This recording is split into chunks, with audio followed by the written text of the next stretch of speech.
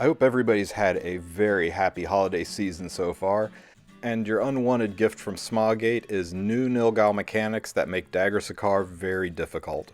Now, the new mechanics for this one is single target attacks only do 50% less damage during the break phase.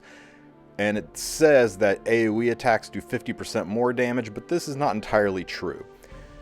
I found that if you use any multi-target attack, you get that full 50% damage boost. So units like Champion Zerato, Green Vildred, Arby, Mercedes, Spectre Tenebria, while her S3 is on cooldown, all those will get you the full maximum damage. And you want to have a mage somewhere on the team to get you that extra 20% attack and defense for your whole team. And that's it. No other conditions to worry about. You don't have to worry about a debuff that gets 15%ed constantly. It makes this a very clean, consistent, easy to do fight. Now, the team that I ran with was Fire Mercedes as my DPS. I found she did slightly more damage than Spectre Tenebria, maybe because of the extra hit on her S2, maybe because of the elemental advantage, but with the exact same gear, she scored better.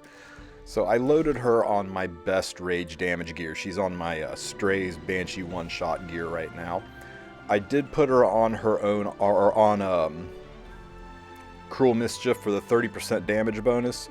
I found that her own artifact, that extra 15% chance to proc an additional S2 attack, just wasn't consistent enough, and it can only proc once every 2 turns, so it's just not worth that 30% damage boost.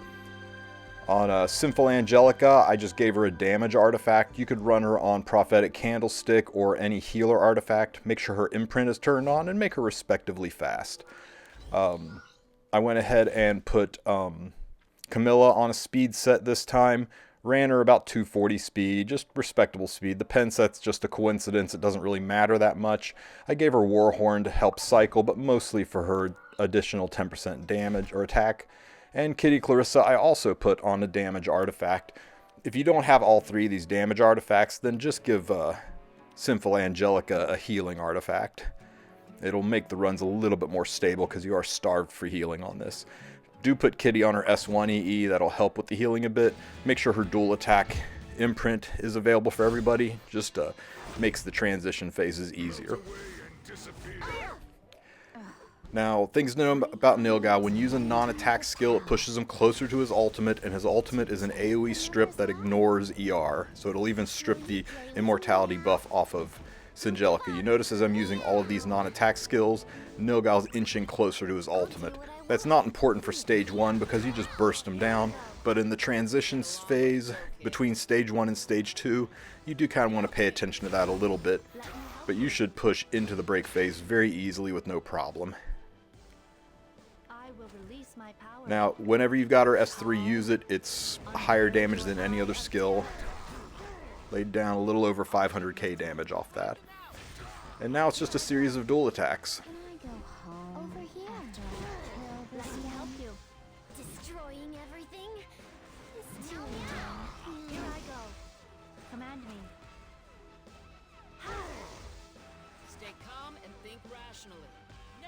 Now, without her artifact, I'm not getting the extra hits, but at a 15% chance to proc, I don't think it's worth it. You get so much more damage out of the Cruel Mischief artifact.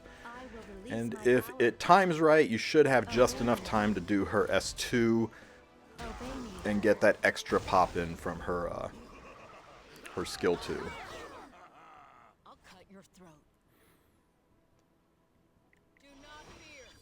So we'll put attack buff back on Mercedes so we can start to push this down. I didn't get the defense break, so that's a little unfortunate, but we should still be okay. The attack break helps. Even though it's inching Nilgal closer to his ultimate, I'm going to go ahead and transform. I want to try to burst Nilgal down before he can do too much damage because I don't really have any way to heal here. Now, one other advantage of Mercedes over other mages like Fireball and Spectre Tenebria is she does have that life insurance policy. If she dies, she can come right back again. So even with her having such low health, it does give you a chance to continue the fight if she dies. So the timing is pretty good on this. Kitty Clarissa activates her S3, or not Kitty Clarissa, Sinful Angelica activates her S3, and we push phase. The only one who's really out of sync is Kitty. She'll have to transform at some point in time during the break phase. I will release my power. So again, my S3 is ready. Good timing on that. To the ends of utility. A little over 500k on that hit. Rissa wants to play. Meow. Meow meow. Let me help you. Ugh. I hate getting hurt. Here I go. You've got a long way to go, kid. No need to attack buff, so I'll just continue to S1. Command me. So I probably should have used her S2 there, but I think she'll lap around and get a chance to use her S2 again. The self-pushing when she attacks makes sure she gets that extra turn in. Here I had to transform Kitty, an unfortunate waste of a turn, but that's fine. Stay calm and think rationally. One more hit, I should get one more attack. I will release my Okay, power. good, so I can use my S2 for the double hit. Obey me. And there we go, 9.2 million out of the break phase. That means I'm going to have to finish this for the 1 million bonus at the end to get to the 10 million dagger threshold. I'll tell you what, if I can get a defense break off of Camilla, I did run Camilla relatively high effectiveness to make sure that I could stick this defense break. With her buff, you can go ahead and attack buff first, so that'll buff up Mercedes and myself. We'll take you down one by one. And if I can stick this defense break, we should be able to finish. Got it. So that's a really big hit. It's a 2-turn defense break. Sinful Angelica can go immortal, and I still, even with that pushing Nilgal closer to his ultimate, I still have 1 turn away from the ultimate, so I'm going to be fine here. There's no strip. That's a lot of poisons on poor Kitty. Wow.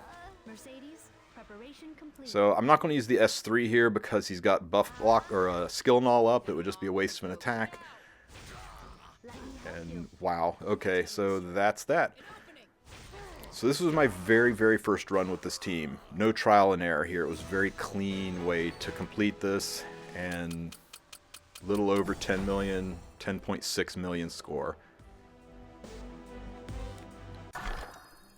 And it looks like that's ranked number 1. So this is a very solid triple S plus team, but hitting 10 million score is going to be difficult. I've got really high-end PvE gear, and I was barely able to squeak over the threshold, and no one else has made it yet. So if you're trying to push Dagger Sicar, this is probably not your week. I would recommend waiting for an easier rotation, but if you want just an easy triple S plus team, this is a really good team to do it. Anyway, I hope this team helps you complete your Hall of Trials this week, and I wish all of you a very happy new year. I will see you next time.